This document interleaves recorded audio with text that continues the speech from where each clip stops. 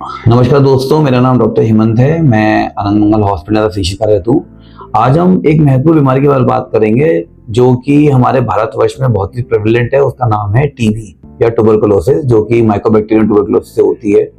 मैं ये कहना चाहता हूँ कि ये बीमारी जितनी गंभीर है उतनी ही अगर समय से इलाज लिया तो पूरी तरह से ठीक होने वाली बीमारी भी है।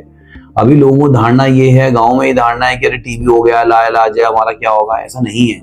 सरकार के बहुत प्रोग्राम चल रहे हैं, डॉट सेंटर खुले हुए हैं जहां पे फ्री इलाज होता है, दवाइयां सरकार फ्री देती है।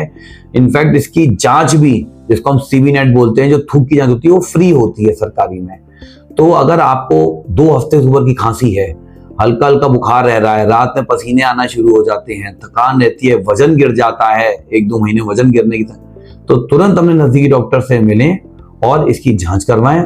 जितनी जल्दी ये बीमारी पकड़ में आए उसका इलाज शुरू करते हैं, उतनी ही जल्दी संपूर्ण रूप से ये बीमारी उतनी जल्दी ठीक हो सकती है। धन्यवाद।